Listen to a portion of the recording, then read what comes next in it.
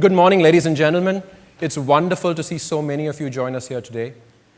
Today, as Cliff put it, it's a celebration for all of you and for all of us. In the audience today, as he mentioned, 600 odd of the best talent acquisition, talent and management leaders from the Australia-New Zealand area. Now, we made an investment in this region about 3.5 years ago. We opened up our first office in Sydney, and in this period, we've partnered with many of you to innovate in this space and lead the world. Also in this period, we've opened up 3 offices. In addition to Sydney, we have Melbourne and Perth. So 3 offices in Australia today. And we have over 130 employees, many of them in the audience today, there to serve all of you and to service all the members that we have in this part of the world. Now, many of you probably associate LinkedIn with networking, perhaps with insights derived out of data. So I thought a good way to kick off this morning would be to use the data that you provided us to break the ice. So, and get the networking started, get to know each other a little better. Well, before I get started, by a show of hands, how many people have had a LinkedIn profile for over 3 years? Okay, please keep those arms up there. For more than 5 years? More than 7 years? Okay, there's still a whole bunch of you, so thank you for that. You can put your arms down. That's the end of the exercise. For those of you who didn't know, this past weekend, LinkedIn passed our 10-year anniversary, our 10th birthday, if you like. A nice milestone for us, and we thank you all for supporting us along the way. But in the audience today, we have 4 individuals I'd like to call out. One of you signed up for LinkedIn first, the first member, if you like, in this audience. And that individual is Björn. Is Björn in the crowd today? I'm looking around. Don't be shy. It's time to start the networking. Well, a round of applause for Björn anyway.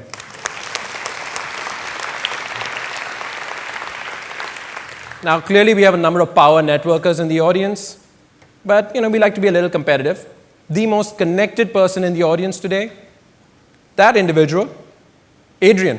Adrian, are you here? Oh, there he is. Don't be shy. Most connected. The award that a number of us want to win, I guess, most popular, right? So the way we're defining it is the most profile views in the last 30 days, right? And so the most popular person in the audience, that would be Nick Jones. Nick, are you here? Well, I'm sure he's out there. So a round of applause for Nick, please. And finally, endorsements, a fairly new feature on LinkedIn. A number of you have taken to it in a big way. But the most endorsed person in the audience today, that individual would be Shane. So I don't know if he's out there, but a round of applause for Shane as well. Clearly, all 4 of you are power users of LinkedIn. Thank you for your support. And you are an inspiration to us all. Now, when many people see this man's photograph, inspiration is one of the words that comes to mind. Some of the others are entrepreneur, maverick, business builder. But really, one word, talent.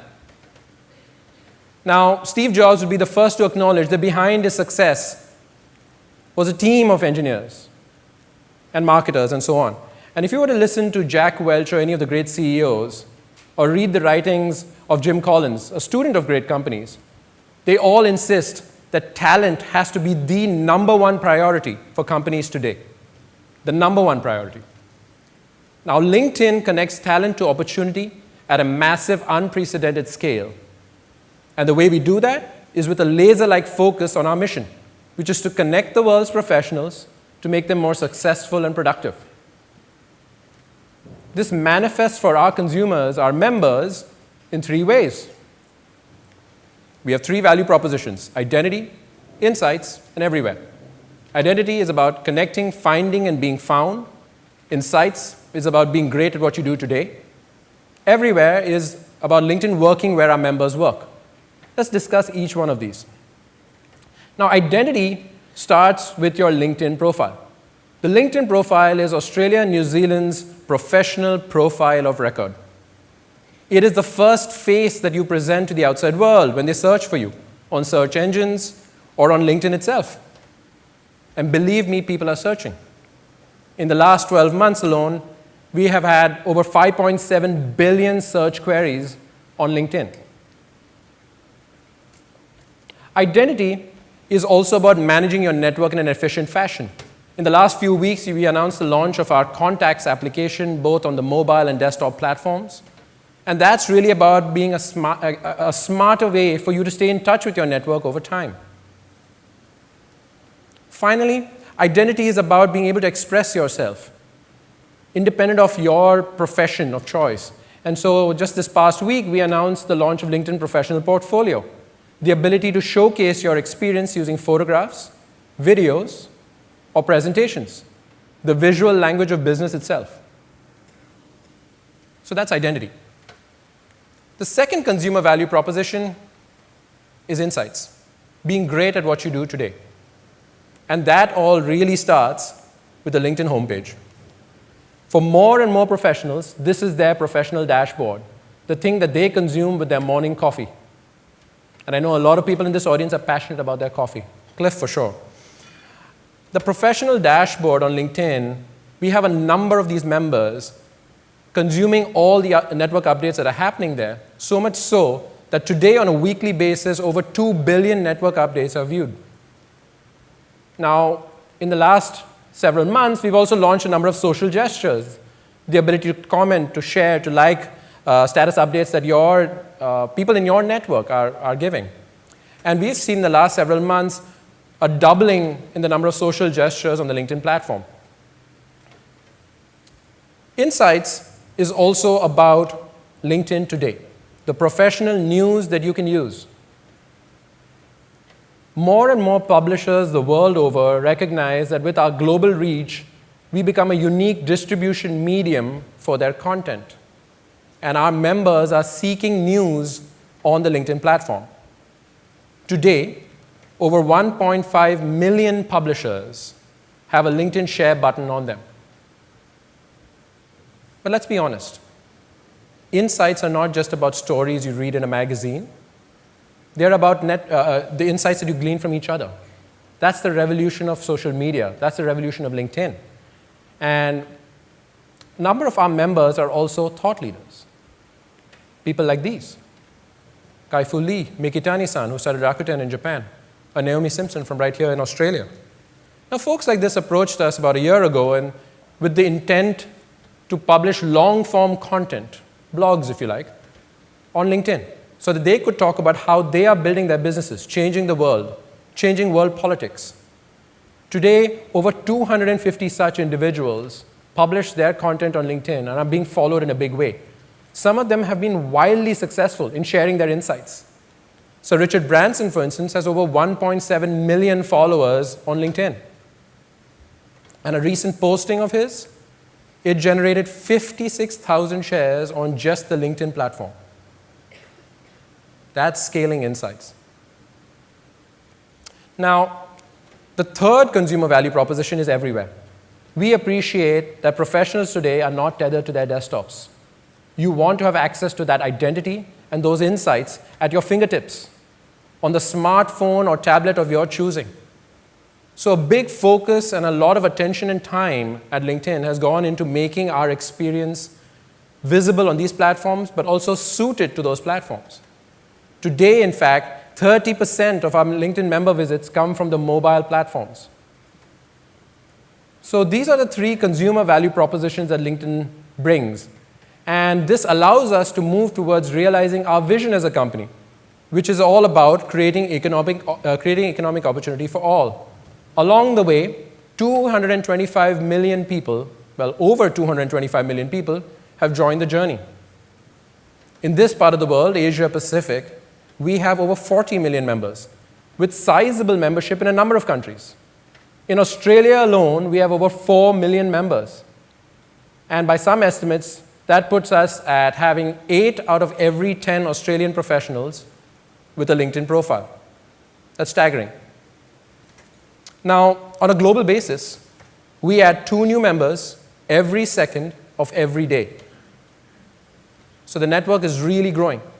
And today, 88% of the Fortune 100, 88% use our talent solutions. To service all these members and all of you, our customers, we now have 10 offices in the Asia-Pacific region. So that's fantastic. We have all these members connecting with each other, following influencers, consuming content, giving status updates. What does it all mean for businesses? Well, all these interactions between our members, our hundreds of millions of members, produces a massive data set.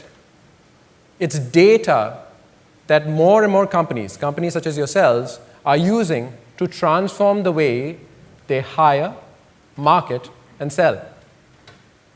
Now, historically, these have been seen as three completely different functions: hiring, marketing, and selling. What we find is that there's a common thread that connects them all. It's about identifying the right individual, getting the right information in front of them, and then spurring them to action. So let's double-click on this and understand it a little better. Hiring. Well, talent, as I'm sure you'd agree, is the DNA of an organization. And more companies recognize that the very best candidates are today happily employed. They're successful in the companies they work at. They are passive candidates. The companies that have these happy, successful employees are far more likely to build, market, and sell their products and services. So I think understanding those passive candidates becomes important. I've got some research to share with you, but before I do that, I think one thing which was remarkable that came out of this research was the fact that we found that 80% of the fully employed workforce globally are passive talent. So not only are they potential quality for your organizations, they're available in quantity out there. And a number of companies are realizing that. So let's try and understand the mindset of that passive candidate. One of my favorite slides, kind of scary, kind of cool. But our research went into the mindset of a passive talent vis-a-vis active talent, something that we all have known for years. Well, let's look at some of the data. Passive talent is far more likely to seek out a job that allows them to make an impact. Did you know this fact? That they are 56% more likely to choose a corporate culture that fits their personality. Interesting. And they're 1/3 more likely to choose work that challenges them. Now that's fascinating, but it also puts a unique challenge on hiring managers such as me. When I'm looking to build out a quality team, I now have to think about how I go about attracting these people. How do I go about marketing, if you like, to them? What's the brand that I talk about that represents my organization, perhaps my team? Employer branding becomes incredibly important to attracting passive talent. I see some nodding heads in the room. That doesn't surprise us because our research finds that in Australia, 91% of you agree that employer brand has significant impact on the ability to attract great talent. The second data point is just amazing. Talk about savings. The cost of hire for a company with a strong employer brand versus one with a weaker employer brand, 50%. I think most of us like those numbers. Let's look at some more data. What's top of mind for you in 2013? This is Australian data. Our research found that top of mind for you in 2013 is recruiting and sourcing highly skilled talent. Employer brand is up there too, as is quality of hire. Now that you've seen this, how does this match vis-a-vis a longer-term horizon, a long-term view, if you like, for all of you in Australia? Well, right at the top of that list is sourcing passive candidates. I'll let you spend a second looking through that list, see how it matches up to your own personal needs. But you can see that in the longer term, this is a trend in the direction in which this region, and perhaps most regions in the world, are headed. But there's also another data point, which I guess will not be a surprise to any of you. While you are seeing an increase in hiring this year versus the last year, you are not seeing a huge increase in your budgets. So you're being asked to do more with less. A sign of the times, I guess, huh? So that puts a unique load on your teams. And that sort of got us thinking about the recruiter of tomorrow, the recruiter of 2015, if you like. What are the skills that they should have? Well, perhaps they'd look something like this. Skills such as relationship development and talent strategy development. Quite a mouthful, quite difficult to achieve. But also the activities. Pipelining is fine, but employer branding, data analytics, we're talking about a recruiter here, remember. Now, the good news is a number of you are already well on your path to realizing this. This is not really a surprise to some of you. And I've got a couple of examples of local companies who are making wonderful progress in leveraging the LinkedIn platform. I think we'll hear from a couple of them later as well, but I get to speak first, so I'll put words into their mouths. AMP, not a brand that requires an introduction to anyone here, large wealth manager, but they were thinking about significantly upping their passive talent activities and their employer brand, and saving rather, their costs for recruitment. And we saw them save over $840,000 in less than a year. They created a career page on LinkedIn and generated over 11,000 followers. Very impressive numbers. And if you talk about passive candidate recruiting, they filled 60 roles, 60 key roles in that same period. That's talking about hiring, increasing your hiring manager engagement. Let's look at another example from a different industry. Being in a casino, I think it's kind of topical, but let's talk about Crown in the entertainment industry, right, here in Australia. Their focus was around employer branding. They managed to save over $1 million in 12 months. That's just amazing. And today, 90% of all their key roles are filled via LinkedIn. That's how you get leverage out of employer brand. So that's the way in which LinkedIn is transforming the way companies hire. How about marketing? Well, marketing is on LinkedIn is all about building a trusted connection with this high-quality audience. LinkedIn has the most educated, affluent, and influential audience on the consumer internet. And more of our marketers are beginning to appreciate that. They want to get their products and services in front of these influencers, in front of these buyers, whether they be B2B or B2C, doesn't really matter. Let's take an example closer to home. Cathay Pacific had a unique challenge. A key sector for them is the one between North America and China. And they believe that they have the best business class seat in the business. So they needed to get that message in front of these people. So what did they do? They went on LinkedIn. We all know about the targeting abilities on LinkedIn. They went into groups where people were discussing doing trade with China. They looked at the demographic profiles of people more likely to be able to buy a business class seat. But they didn't just run a banner. They used a LinkedIn poll to try and get their message across in a sharper, more concise manner. And what were the results? Quite amazing, actually. Over 1,300 responses. Remember, it's quality here that matters. 675 people willing to put their own professional brand on the line to recommend the business class seat on Cathay Pacific. And they reached out to an audience with a 70% likelihood to take at least one business class flight in the next 12 months. Simply put, marketing on LinkedIn is about engaging with the right audience, with the right message, at the right time. So that's the way in which companies are transforming the way they market. Sales? How is LinkedIn helping companies transform the way they sell? Well, it attacks one pain point in the selling process, the one right at the beginning of the sales process, the dreaded cold call. If there was a slogan for our sales solutions business, it would be no more cold calls. The core enterprise product is called Sales Navigator, and its value proposition, put simply, is about unlocking the power of not just your network, and not just a network for a sales executive, but networks of all their colleagues within the same company. So let's take a practical example.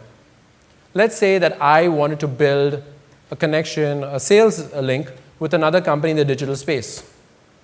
How about Pinterest? So I could get access to their CEO. I could give him a cold call. I might even be successful. Or I could go on LinkedIn and use Sales Navigator.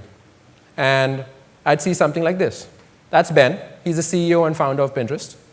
And this little box in the top right that you're seeing, that's Sales Navigator. It tells me about 4 other LinkedIn employees who are directly connected to Ben, including our CEO, Jeff. I could ask Jeff to do that introduction.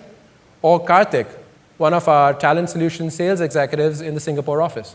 Now, if Jeff or Karthik were to do this introduction to Ben, I'm far more likely to advance a relationship with Pinterest.